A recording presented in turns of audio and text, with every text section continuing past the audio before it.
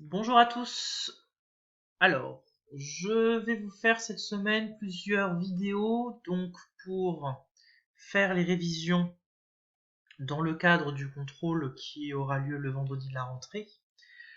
Donc, au cours de cette semaine, je vous ai réalisé 3 vidéos qui vont résumer les séances de grammaire du chapitre 4. Donc, on va commencer par la révision de la séance 4 autour des temps composés et de la formation du participe passé qui est un point qui me semble vous a posé beaucoup de problèmes.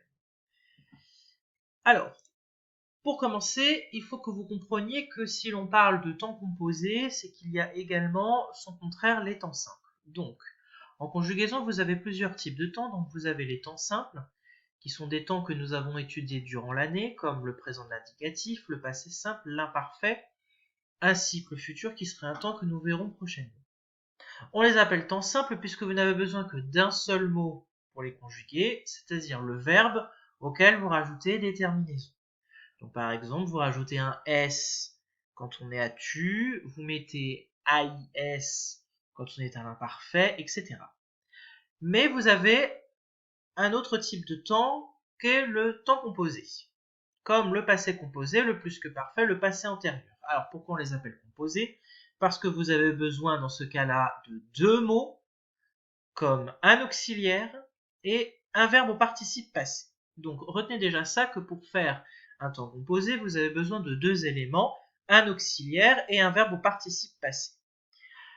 Voici les différences donc entre les temps simples et les temps composés. Donc je mange, il participera, nous fîmes, vous alliez, elle semblerait. Vous avez bien le pronom et vous avez à chaque fois seulement le verbe. Alors que dans le cas des verbes au temps composé, vous avez à chaque fois deux éléments, l'auxiliaire et vous avez le participe passé. Donc deux éléments. Alors, donc vous avez effectivement besoin d'un auxiliaire. Donc l'auxiliaire, c'est le verbe être ou avoir. Son objectif est d'indiquer le temps et la personne. Et vous avez besoin d'un verbe au participe passé qui lui indique le sens du verbe. C'est-à-dire que quand on vous demande de conjuguer manger, en fait c'est surtout le verbe manger que vous allez mettre au participe passé. Donc j'ai mangé, nous serons partis, ils furent arrivés, vous aviez pris.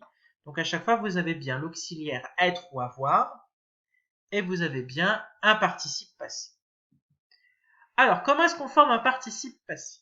Alors, c'est une forme du verbe, donc qui est proche de l'adjectif et qui surtout est obligatoire pour former les temps composés. Donc, en réalité, les terminaisons des verbes au participe passé sont de trois types. Et, i ou u. Donc, un verbe au participe passé se terminera forcément par et, i ou u. Ce sont ces terminaisons. Alors, pour les verbes du premier groupe, vous ne vous posez pas plus de questions. Ça se termine par et. Donc, chanter donne chanter avec un et. Marcher donne marcher avec un et. Mousser donne mousser avec un et. Donc à chaque fois, ce que vous faites, c'est que vous enlevez la terminaison de l'infinitif, donc ER, et vous lui rajoutez E pour les verbes du premier groupe. Pour les verbes du deuxième groupe, donc je rappelle les verbes en IR qui font au présent de l'indicatif leur première personne du pluriel en issons. Donc nous enfouissons, nous bâtissons, nous aplanissons. La terminaison sera seulement I. Donc, enfouir, même chose, vous enlevez le IR et vous mettez le I. Bâtir, vous enlevez le IR et vous mettez un I. Aplanir, vous enlevez IR et vous mettez un I. Ça se corse pour les verbes du troisième groupe puisque vous avez 4 types de terminaisons. Alors, vous avez une terminaison qui est la même que pour les verbes du deuxième groupe, donc en I. Alors, cela concerne les verbes en IR et certains verbes en IRE. Donc comme le verbe rire et le verbe suffire. Partir et sortir font leur terminaison en i. Même chose, vous enlevez ce qui fait la terminaison de l'infinitif et vous rajoutez i. Ensuite, vous avez en IS. Alors, cela concerne les verbes prendre, mettre, asseoir et acquérir. Cela concerne également tous les verbes dérivés de prendre et de mettre, comme apprendre ou admettre. Donc, vous mettez un IS, donc comprendre donne compris, mettre, ça fait mis, alors attention, vous enlevez le être en entier, acquérir, ça fait acquis, c'est une exception, faites attention également. Prendre, vous enlevez le andre et vous mettez yes. Apprendre, même chose. Asseoir, vous enlevez le evoir et vous mettez yes. Transmettre, vous enlevez le être et ça fait transmis. Pour vous aider, vous pouvez le mettre au féminin, donc transmise, mise, acquise, etc. si vous avez un doute. Pourquoi auriez-vous un doute? Parce que vous allez avoir en troisième terminaison, les participes passés en IT, qui concernent les verbes qui se terminent en UIR et IRE. Donc, par exemple, comme conduire. Et enfin, vous avez une quatrième terminaison qui concerne donc la terminaison en U. Donc, lire, voir, courir, plaire, venir, vivre, descendre, vouloir, connaître, savoir, perdre, pouvoir, avoir, émouvoir. Donc, tous ces verbes font leur participe passé en U. Vous avez deux exceptions. L'exception de faire, qui donne fait, et de naître, qui donne né.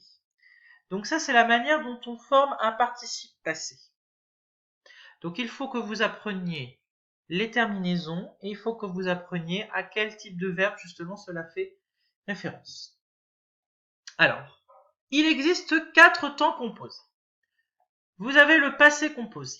Alors, le passé composé se forme de deux choses, donc l'auxiliaire être ou avoir au présent et le participe passé.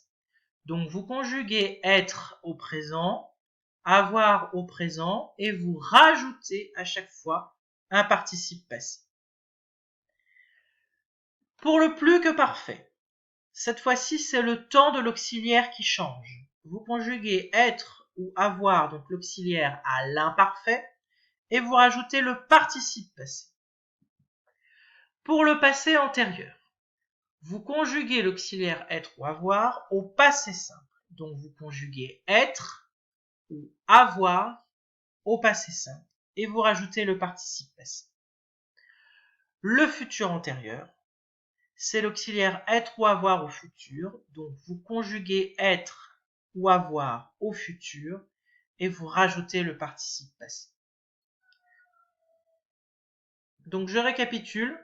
Le passé composé, votre auxiliaire sera au présent de l'indicatif. Au plus que parfait, votre auxiliaire sera à l'imparfait. Pour le passé antérieur, votre auxiliaire sera au passé simple. Pour le futur antérieur, votre auxiliaire sera au futur. Alors, quel auxiliaire il faut mettre? Alors, vous avez le choix entre deux auxiliaires. Donc, l'auxiliaire être et avoir. Mais lequel il faut mettre? Alors, dans 90% des cas, vous mettrez l'auxiliaire avoir. Néanmoins, il faut que vous sachiez les 10% d'exception où l'on met l'auxiliaire être. Être, vous le mettez avec des verbes de déplacement, aller, arriver, entrer, partir, passer, retourner, sortir, venir, rentrer. Et des verbes d'état, rester, devenir. Donc les verbes d'état, c'est le contraire des verbes d'action. Et deux exceptions, les verbes mourir et naître. Donc je suis mort, je suis resté, nous sommes venus, elles sont arrivées. Donc ça, ce sont justement les exemples qui vous montrent la diversité de verbes qui peuvent être mis avec l'auxiliaire être. Alors, la question de l'accord du participe passé, puisque vous avez vu, lorsque je vous ai présenté les différents temps composés, que pour sommes, être et sont, j'ai mis un S à partie dans ce cas-là. Également, dans le cas du plus que parfait, également pour le passé antérieur, vous avez un S à partie, et également pour le futur antérieur. Pourquoi? Parce que avec l'auxiliaire être, vous accordez le participe passé. Alors, qu'est-ce que ça veut dire accorder? Ça veut dire que vous devez le mettre en genre et en nombre avec le sujet, comme on fait pour un adjectif avec le nom qu'il qualifie. En gros, si le sujet de votre phrase est au féminin, vous devez mettre votre participe passé au féminin. Si il est au pluriel, il faut que vous le mettiez au pluriel. Je rappelle que la marque du féminin c'est le E et que la marque du pluriel c'est le S. Alors quand vous l'employez avec l'auxiliaire être, vous l'accordez toujours en genre et en nombre. Donc dans le cas de elles sont parties, elles étant au féminin et au pluriel, vous mettez ES à la fin de partie. Il est au pluriel, vous mettez un S à la fin de partie. Elle est au féminin singulier, vous mettez un E puisque c'est au féminin. Attention seulement dans le cas de l'auxiliaire être. Quand vous l'accordez, quand vous êtes avec l'auxiliaire avoir, vous ne l'accordez pas en genre et en nombre. Sauf si le COD se trouve avant le verbe. Exemple, les agricultrices ont obtenu de nouvelles aides, vous n'accordez pas, puisque votre COD, c'est obtenir de nouvelles aides. C'est de nouvelles aides qui est le COD, donc c'est après le verbe. En revanche, il a offert des fleurs. Il les accueillit. Les est un pronom qui reprend fleurs, donc on est au féminin pluriel, et il est avant accueilli, donc vous accordez. Voilà donc pour cette vidéo de révision sur les temps composés et la formation du participe passé. Donc vous devez retenir essentiellement que les temps composés sont formés d'un auxiliaire, le verbe être ou avoir, plus d'un participe passé. Vous devez vous souvenir de la manière dont on forme le participe passé. Donc le participe passé se forme en et pour les verbes du premier groupe, en i pour les verbes du deuxième groupe, en i, is, it ou u pour les verbes du troisième groupe. Pour les former, en règle générale, ce que vous faites, c'est que vous enlevez la terminaison d'infinitif et vous rajoutez donc ces lettres-là. Vous devez vous souvenir de la conjugaison de l'auxiliaire en fonction des temps composés. Conjugaison au présent de l'auxiliaire pour le passé composé. Conjugaison à l'imparfait de l'auxiliaire pour le plus que parfait. Conjugaison au passé simple de l'auxiliaire pour le passé antérieur. Conjugaison au futur de l'auxiliaire pour le futur antérieur. Voilà. N'hésitez pas à me poser des questions si vous avez des questions. Je vous répondrai au plus vite. Je vous souhaite une bonne journée et à très vite.